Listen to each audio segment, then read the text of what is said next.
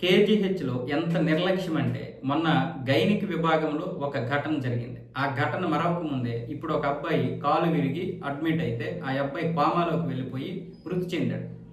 ఎందుకు కోమాలోకి వెళ్ళాడో అర్థం కాదు. అక్కడ వైద్యులు నిర్లక్ష్యం, అలాగే అక్కడ ఉన్నటువంటి మిగతా సిబ్బంది నిర్లక్ష్యం స్పష్టంగా కనిపిస్తుంది. అంటే ఫ్రీగా చేయించుకుంటారు కదా! ఎవడి కోసం వస్తున్నారు? ఎవడి కోసం చేయాలి? అన్న విధంగా వాళ్ళు ఈ రోగుల్ని ట్రీట్ చేస్తున్నారు. అసలు దరిద్రంగా ఉన్నాయి అక్కడ సౌకర్యాలు. ప్రభుత్వం పట్టించుకోవట్లేదంటే ప్రభుత్వం అది ఇస్తున్నాం, ఇది ఇస్తున్నాం అని చెప్తుంది. మరి ఇక్కడ వైద్యుల నిర్లక్ష్యం ఎందుకో అర్థం కాదు. మరి ఏమైనా కొరత ఉందా అంటే పోనీ ఆ కొరత ఏదైనా ఉంటే దాన్ని భర్తీ చేసే ఏర్పాట్లు మరి చేస్తున్నారో లేదో తెలియదు. మొత్తానికైతే నిర్లక్ష్యం తాండవిస్తుంది కేజీహెచ్. సామాన్యుడు లేదంటే ఒక నిరుపేద వచ్చి అక్కడ తన యొక్క రోగుల్ని కాపాడుకోవాలని చూస్తారు. ఎవరైనా సరే పేదలు అక్కడికే వెళ్తారు.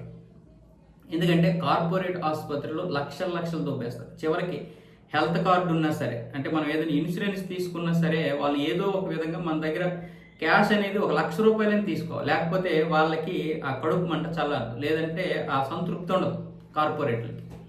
మీరు ఎలాంటి హెల్త్ ఇన్సూరెన్స్ అయినా తీసుకోండి, చివరికి గ్లౌజులు, ఇంజక్షన్లు, సిరంజులు ఇలాంటి వాటికి కూడా మనం ఇన్సూరెన్స్లో ఎంతో కొంత ఎక్స్ట్రా కడతాం కదా. అలాంటి సమయంలో కూడా ఏదో ఒక విధంగా మన చేత డబ్బులు కట్టించుకుంటారు.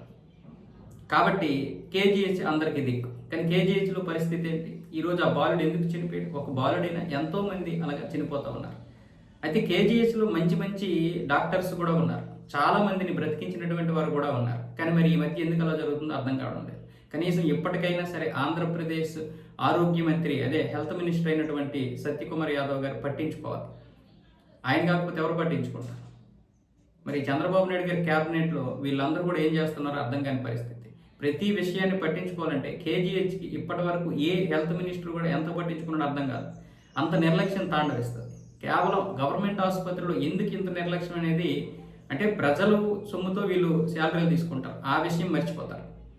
ప్రజలు పన్నులే కట్టకపోతే జీతాలు ఎలా వస్తాయి వీళ్ళకి? ప్రైవేట్గా చాలామంది డాక్టర్స్ క్లినిక్లు పెట్టుకున్నారు. అక్కడ చూసినంత ఇంట్రెస్ట్గా ఇక్కడ చూడరు.